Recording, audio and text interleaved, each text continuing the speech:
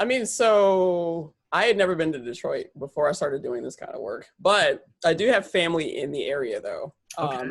You're a bona fide Detroiter now. Hopefully honorary at least. Like, I mean, so I have family that's up in what is it, Muncie, Fort Wayne, Anderson, Indiana, and it's funny because like it's not close to Detroit, but it's not that far either driving wise. Right. So like coming to Detroit felt like being in those cities on some Mhm. levels, just the same sort of like, this was an auto town and Mhm. people had these very specific jobs and that sort of thing. But I thought, I think it's a beautiful city. I love walking around. I It mean, you is. can't always walk places. I tried that one time and I was walking for a long time. But like, I enjoy being there. There's different bars I'll go to and restaurants and stuff like that. And I like talking to people. There's a certain sort of vibe that people have that, even though people like to describe all these terrible things of the city, I try not to focus on that. Like this water issue for me is like the one bad thing. And there's other stuff too, yes, but like I'm not one of these like Detroit poverty porn kinds of people where, oh my God, people are just so destitute. Because I know the history of Detroit and I respect a lot of that and like it's a great place that I like being. So I enjoy coming and talking. So what did you do during that first trip or those first few trips? What were some of the things that you had in mind that this is kind of what I need to check out? These are who I need to talk to, and maybe how did those experiences pan out for you? I mean, a lot of it, probably the initial things that I did included going to the water company and just kind of like, doing like what I did in Atlanta, just kind of sitting and observing and what was going on with people. Mm-hmm. I would see lines sometimes or just people kind of, because I would go to the headquarters and Mm-hmm. pay. The Um, waterboard building. Yep. Downtown. right. So even though I paid, a bunch of bills online, I would still go to the water board building just to sit and observe people and talk to people. And it's funny because like, I'm sorry, like I have something in my eye. I Oh, need to, fine. yeah, I would go to the water board building and just sit and observe people, but also pay bills in person, even though we mostly pay bills through just transferring money and paying online. Mm-hmm. Um, because I wanted to talk to people, both who were paying bills, but also some of the frontline staff. So it's funny because like I don't remember my first exact visit, but I know that just over time, this is mostly what I end up doing is going to the water board building. And when you pay 5 or 6 bills at one time, people start wondering, what are you doing? Basically, like, especially if you don't say you're a landlord or something like that. And like to them, I guess I look young or something. And they were like, well, what is this about? Why are you paying $2,000 worth of water bills at one time? And I just told people, the frontline staff, what I was doing. And it's interesting some of the stories that I get told just by virtue of what I do, as far as, this is what we know helps people. This is what we know doesn't help people. This is what we're seeing as far as the need from people and stuff like that. So I've always tried to like gear my visits toward like talking to people. So Mm-hmm. there's different journalists that I'll reach out to and just kind of sit with them and tell them what we're doing. There are other activists like Maureen Taylor that I'm friends with that, she'll talk to me about what's going on, or I'll go to some community meetings or something with her and just continue to talk to people because like, I know I'm not from Detroit and I think that like leaves some people sort of suspicious about like, why are you doing this? And like, is your activism for real? But like, again, I just wanted to help people. Mm-hmm. And I try to stay connected to people in Detroit, who are actually on the ground physically and like help facilitate what they need, especially if it involves money. Mm-hmm. Um, and again, I just try to like, I don't come there and like stick to just touristy things. Like I like going to certain restaurants. Like there was forget the name, but there's a barbecue joint that's like way far that you have to go to. But I like brought that back to like, my hotel and had that one night. And I was able to actually eat it without like ruining a shirt. So I was excited. Or I'll like, I've definitely had like meetings in Buddy's Pizza, the East Side one, not the new one, but like, the original one. And like, I try to come and just be a Detroiter, for however long I'm there. And I usually try to stay at least 2 weeks when I come. So, So, so you mentioned, that you've been told some really interesting stories about, what helps people, what doesn't help people. Um, what are some of these most memorable stories or messages that you can recall? So I think the one that I wish I had gotten this person's name was a woman at the water company. This was a couple of years ago when I was still like going entirely like and just telling people straight up what I was doing. She was telling me about like the water, the RAP program and how it doesn't help people. And it's kind of a known thing. Um, and it was funny to hear that from her as a frontline person, but it was one of those, you know, kind of whispering to you at the desk sort of situations where like, we know this doesn't help people, but you know, this Mhm. is what we're told to do for people. And if you think about it, it doesn't, because like it's a fixed amount of money. Mhm. It's not based on what the person actually needs. It's not even really based on what they owe either, as far as that fixed $25 credit.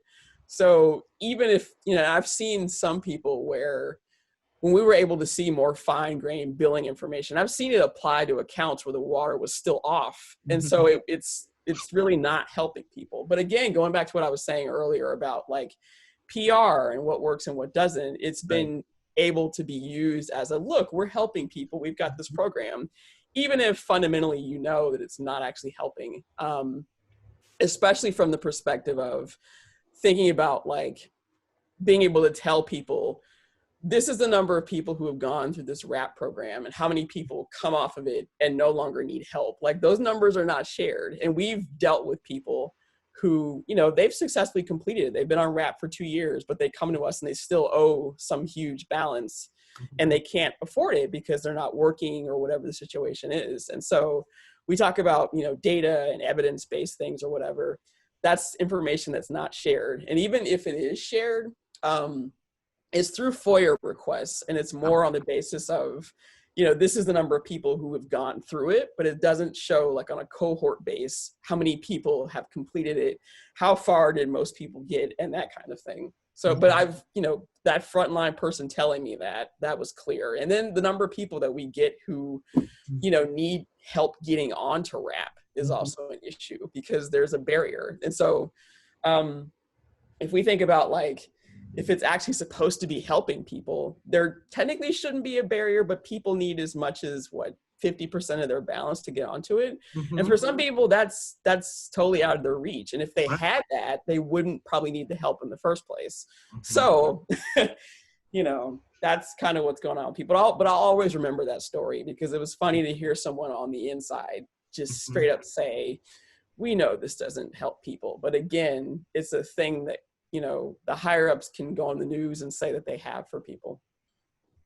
I've actually been, um, just like you. I think I was surprised to realize, after working on the project for about a year or so, that a number of people who are community-based activists in Detroit, on this water affordability issue are people who used to work for the DWSD at one point. So, Right. so they know about these issues, right? Yeah. That's why they're saying no. This is not helping. We've seen too many cases that this is just useless, and in some cases might perpetuate this Yeah. cycle of poverty. Especially when you think of schemes like the 10/30/50, where you are actually penalized if you miss the first payment and you have to pay Yes. more, which Yes. it's a regressive scheme. It's not a progressive way of assistance, which yeah, it doesn't make sense to me. No, it doesn't. I mean, again, I always go back to if people had that next step, they wouldn't need the previous step. Mhm. And so again, if you think about the function, it's a PR thing. It's not designed, you know, if you think about it, to actually help people. Because if it was, it would be designed very differently. And to me, it would be based more on affordability rather than like assistance. I mean, because if you think about it, even that 10% that the person has to start with is typically a large amount of money.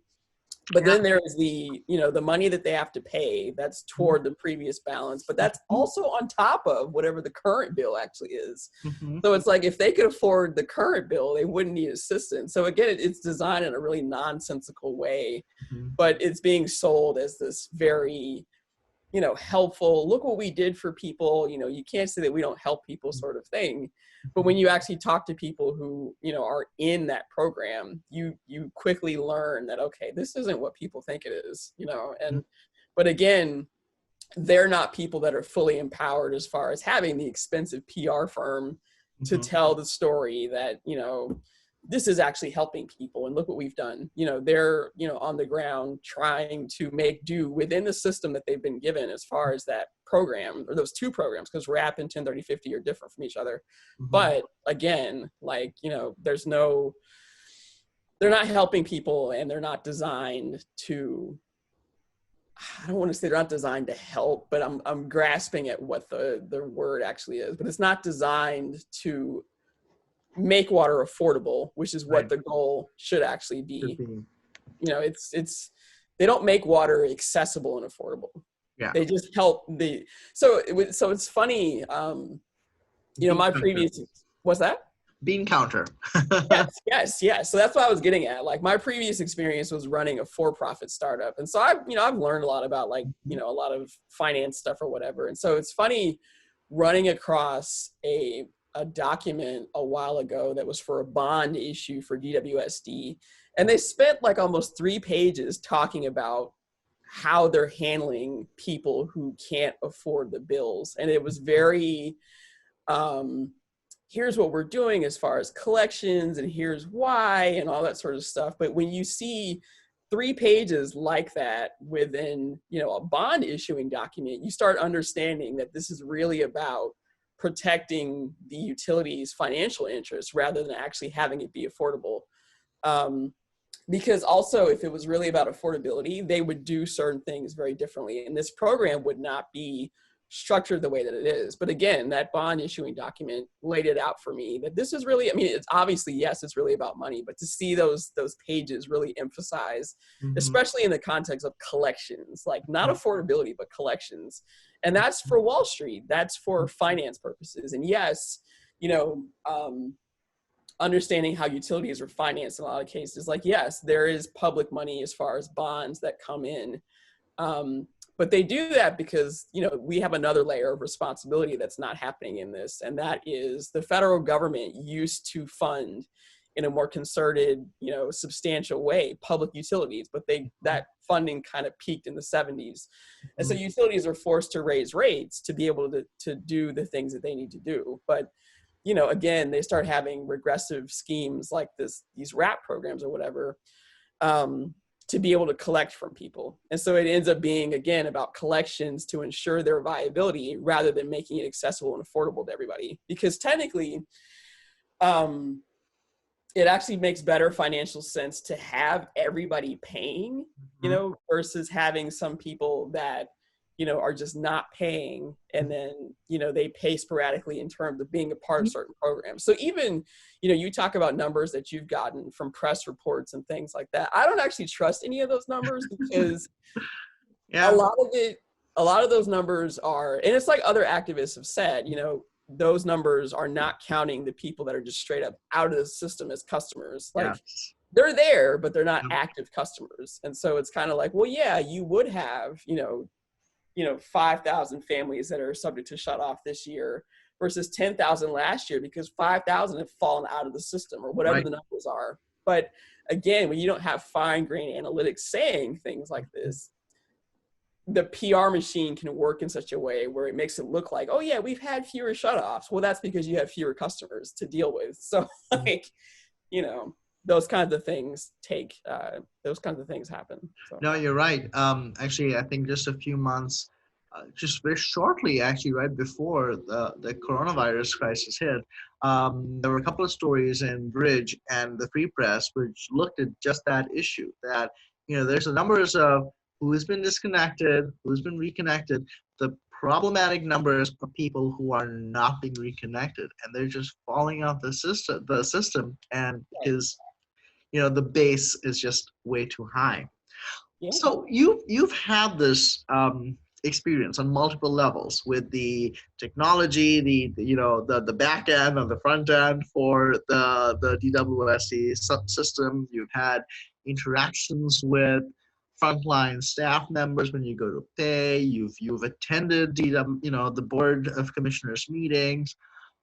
What is your impression or understanding of the system over here? What is and maybe the people. Personally, I tend to think of people and the system as they're separate, but they're aligned, of course, right? But they're not necessarily the same thing. But so, what is your impression of this system that we have? My first thought is it's unnecessary. Like it doesn't have to function the way that it does. There are mechanisms that the system can work effectively for everybody. But it's a matter of people not wanting to have it be that way, for whatever their motivations are. But I find that there are inefficiencies, for example, that of course, yes, result from people not paying. I find that, so we talk about the people, for example, I find that most people, so we talk about frontline people versus the people upstairs, so to speak. Yeah. Frontline people, I think that they generally want to help people, and they are just as disturbed by this crisis as anybody else is, especially outside folks. Whereas upstairs people, I sometimes have the impression that they are not as connected to people as the people downstairs, the frontline people are. So they're able to say certain things and do certain things that actually don't help customers. And it's something that I feel like even when I was in Atlanta, just seeing people, it's a city government thing as far as who works with citizens and who doesn't, but also who makes decisions and who doesn't. And I think that, when you read, just the paper in Detroit, for example, and you see how the people upstairs, who usually are the ones that are giving, the quotes for the press and things like that, when you see how they talk about people, there's a total disconnect as far as, they're just not paying and there's scofflaws and whatever else. And if they needed help, they should have come to us and things like that. But the people downstairs know that, well, they were downstairs getting help, and this is all that you gave them to get help with.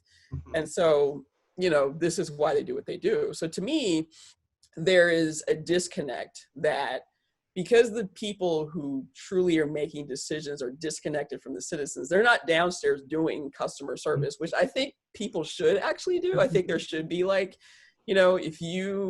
whatever function you serve in the water department, you should be required to do at least an hour a month of customer service, for example. And I think that would change their perceptions about their customers, because they'll say a lot of things that, oh, they're just not paying because they don't want to, or, this is your responsibility, or some people are too prideful to ask for help and things like that. But those sorts of attitudes about people filter down into policies. And so it makes it easier to shut people off then, if you don't think certain things about people because you've not had certain experiences with them. And, the last time I checked, the person who runs the water department, they make over six figures, almost 200K a year. And there have been two people in the course that I've been doing this. Sue McCormick is one person, and then Gary Brown now. They've both made nearly 200K a year. They're not the same people that are affected by this. Who knows if they even live in Detroit, for example, because that was also a thing that I saw when I was in Atlanta, that a lot of people making decisions didn't even actually live in the city.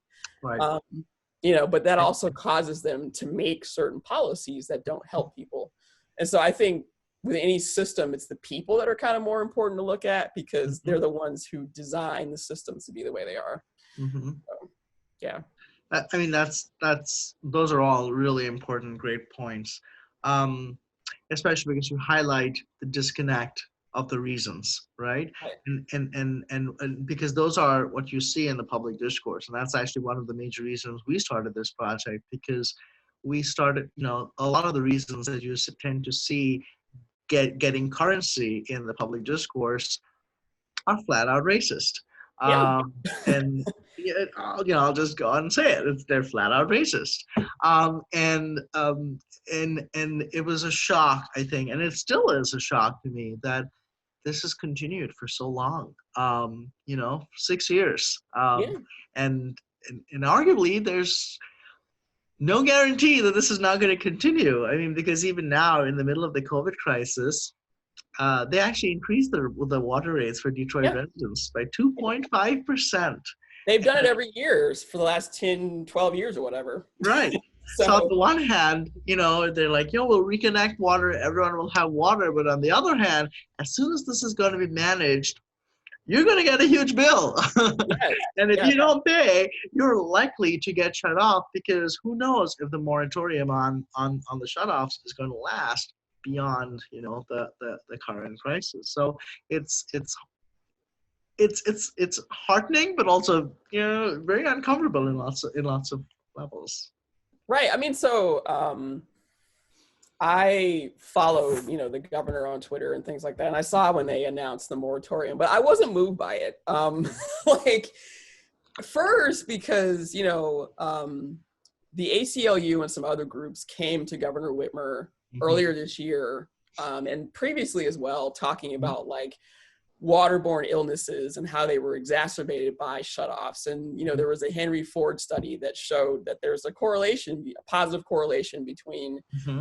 shutoff data and people who came to the ER with certain skin rashes and things like that. Now, of course, we know that, data-wise, correlation is not causation, but sometimes there are ties that, it kind of just makes sense that yes, if you don't have water, you're not bathing, you would have rashes that you It's normally. common sense. Right, like literally it's a thing. And so but I say that because people came to the governor earlier this year with that as a proposition, and she declined to issue a moratorium at that point. But she had to turn around when this crisis stuff really started picking up in Michigan and say, okay, now I have to actually stop doing water shutoffs from a statewide basis. And they started doing it with Detroit. But then they expanded it to a statewide thing. But we still get people that are outside of Detroit who come to us and their water shut off. Like we had a woman just this past weekend who had been off for a month, and we got her turned back on. But this whole like we're issuing a moratorium on the shutoffs, and we're telling every utility to turn people back on for the duration of this emergency has not been a thing that's happened evenly for a lot of people, if it's happened at all for them. Because a lot of people have been off for so long, and we're seeing problems where people had like to have their whole systems flushed before they could actually get their water turned back on. Other people, there were just other issues that they were experiencing, like it took forever for someone to show up to turn them back on in the first place. And again, but I that's a long way of saying, like, I don't have any faith in the moratorium staying a thing, because also, like, what was it, probably 2 weeks ago or so, Gary Brown, who is the director of the water department, actually got in the Detroit News and published an op-ed that basically said we're going to go back to shutoffs. There's going to be, he mentioned other organizations to reach out to in the nonprofit sector and things of that sort. So if you have someone who runs the water department who sat down and wrote something, or even if it was the PR firm that wrote it and published under his name, it still says that this is what we're going to go back to doing. And again, like I wrote a blog post talking about this, that basically, and an op-ed too. Yeah, an op-ed as well, that like, because the governor has not done certain things beforehand, this is clearly not a thing that she wanted to do for different reasons. And considering that also back in 2014 or 15, the Detroit Water Department itself had its own sort of self-imposed moratorium to quote unquote give people more time to get on assistance programs. But then after they were fine with that time period passing, they too went back to shutoffs. And so it's clearly a thing that they're willing to abide by moratoriums, but they're also they have a history of going right back to shutoffs. So I'm not even looking at this as like a victory necessarily, besides, yes, showing that it can be done, but not in terms of it being a long-term thing. So we're trying to prepare for that day when they go back to doing shutoffs. So we've had a lot of people who applied for our assistance for no other reason than to get their debt cleared, before they go back to doing shutoffs. Because yes, they've been able to access the restart program and get things turned back on, but they're still worried about the debt that they do have at the moment. Were you surprised when COVID just spiked in Detroit to the extent that it did? Or were we like, I told you so. Well, it's been a mixed sort of reaction for me. I think because I'm a more of a data oriented person, I didn't initially just straight up say, well, you've turned all those people's water off. Like, of course, Right. people would have the virus. Because the data has been showing that there's a lot of cases outside of Detroit as well. Yes. So, but I also am still like, well, I would love to see, just like the Henry Ford study, later FOIA some data and see, who came to the ER with COVID symptoms, who also had their water shut off, because that'll Mhm. show you, there's a really strong tie between this Yes. situation and that situation. But I wasn't surprised. I mean, at least I wasn't surprised in the sense of, yes, in a place like Detroit with shutoffs, that this would probably be a thing that would affect people, Mm. you know. Can I ask you what, just to play devil's advocate, sometimes do you wonder whether helping or paying off people to paying off people's water bills is a stopgap measure, especially if this policy is unfortunately so ingrained into this institution, that they're going to go back to it. Is What are we really achieving? What are you really achieving through human utility if they are going to fall back off the system again? Well, I mean, so that's a question I get a lot. And I say that to the people that we're helping, we're not a Band-Aid, Mhm. because that's what people typically, it's a Band-Aid. They don't even say stopgap. They say it's a Band-Aid. But to the people that we're helping, we're not a Band-Aid, because you think about, for example, getting your water turned off and having your child taken from your home. If you can get $500 from somebody and, avoid that shut off event, and then, perhaps you still have a job. So you're able to cover, if you get on an assistance program and you're able to cover, your balances or your bills after that, like that's not a Band-Aid in that Mhm. situation. That's actually substantial help to somebody, you That's a know, life raft. right. It's a life raft that really keeps your family together and keeps, your children from experiencing things that technically are truly unnecessary. So it's not a Band-Aid in that sense.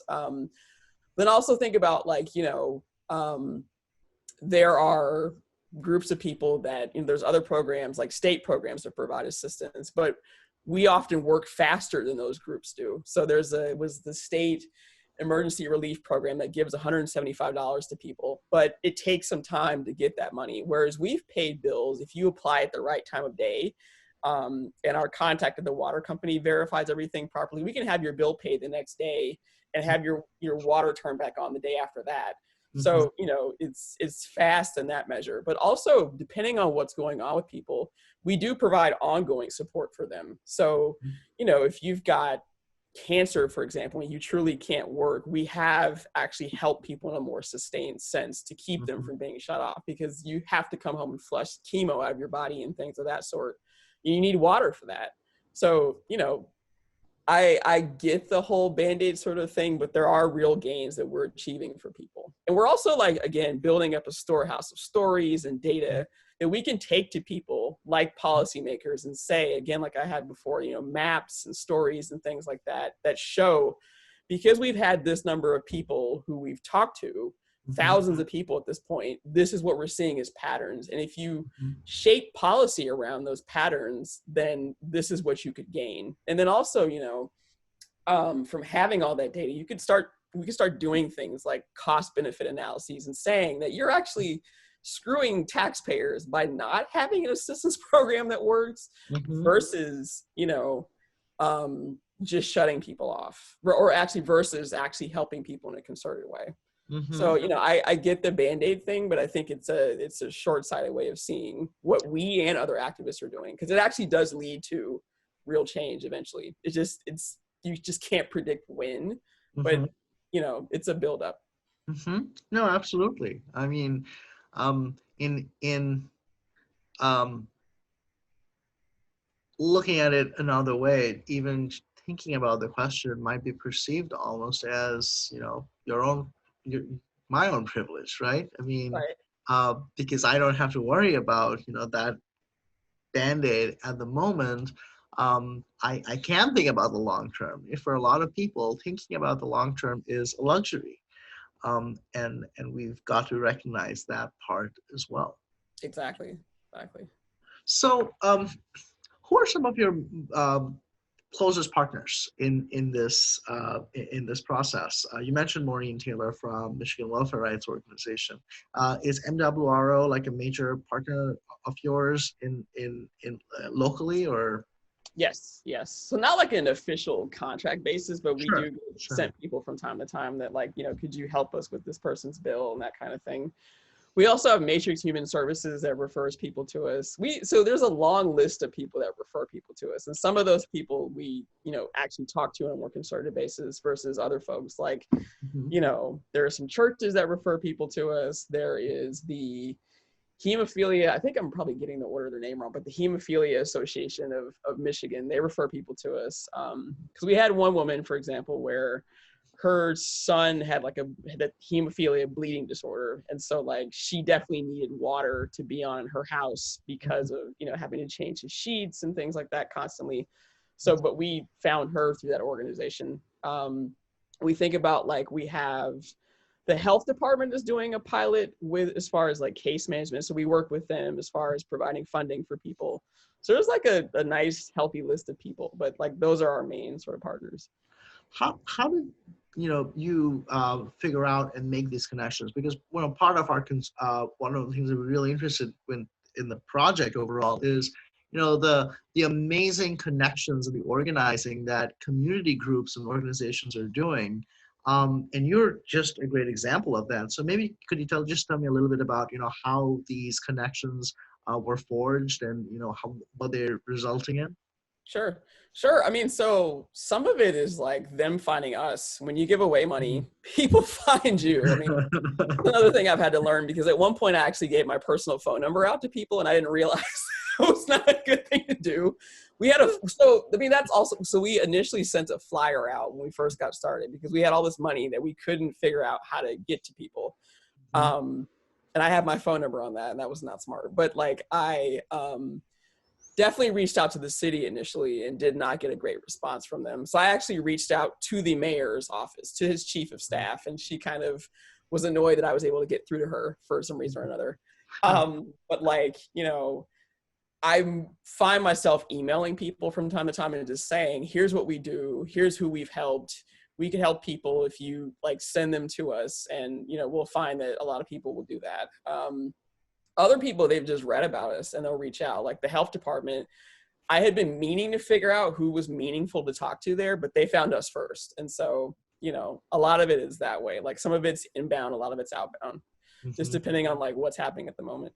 Mhm.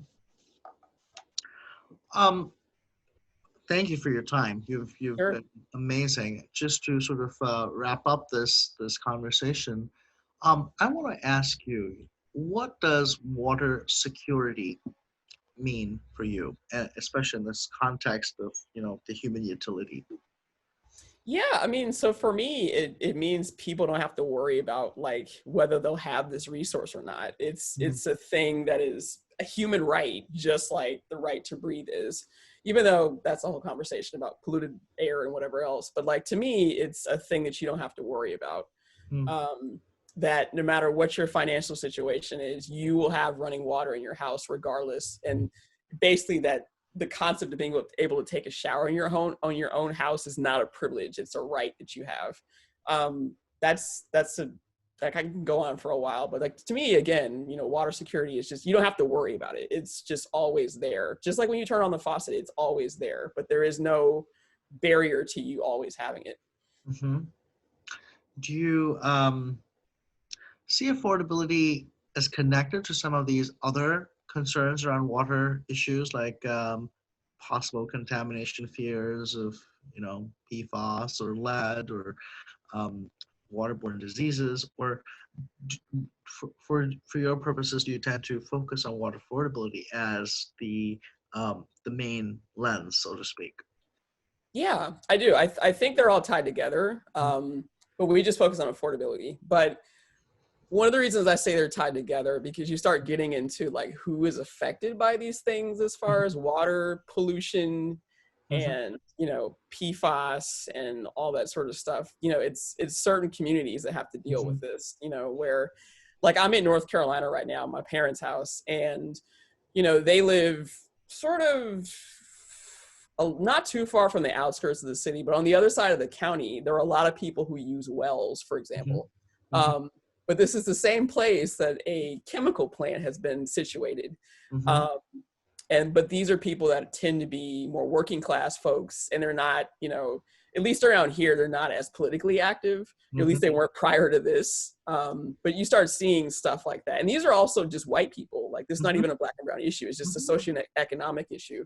But Mhm. they put that, chemical plant there, and now those folks are not able to use their well water. Mhm. Um, and so I see, that being tied. When we talk about water affordability and pollution, it didn't even matter about race in that instance. It's a Mhm. socioeconomic sort of thing. And so I think they're tied together in that way. Or I think about, my dad's hometown, for example, another place in North Carolina where there was a paper plant, and you go there and the water tastes strange. And my grandmother, before she passed, was saying that the town was known for having a lot of cancer cases. Mhm. Mhm. But again, socioeconomic issue. This plant provided a lot of jobs for people, so it was not fought initially. Mhm. Until years later, you start seeing that something's not right here, but by then the damage is done. So I think they are all connected, but Mhm. especially in terms of who's affected by them. Mhm. So I've not seen Ann Arbor in the news for water issues, but of course you think about who lives there, and of course not. Mhm. So It's I have been heartened though, because at least in Michigan I'm seeing um, activists from seemingly disparate communities come together yes, around water, whether it's Detroit or Flint and Benton Harbor, but also places like where they have the Nestle oh yeah, wells that are over harvesting water, and 3M potentially polluting PFAS historically. So it's been heartening, I think, to see how water organizers and activists are working together and saying, this is not just a Detroit issue. This is not just a Flint issue. This is, um, it's a statewide, and honestly, in my opinion, it's a nationwide issue in yeah, some ways. it is. Um, Thank you so much for your help and time. I really, really do appreciate this. And I'm looking forward to posting this interview on our YouTube channel and our website. And I will send you the link as soon as it's done. Thank Sure, you. sure. Thank you for talking to me.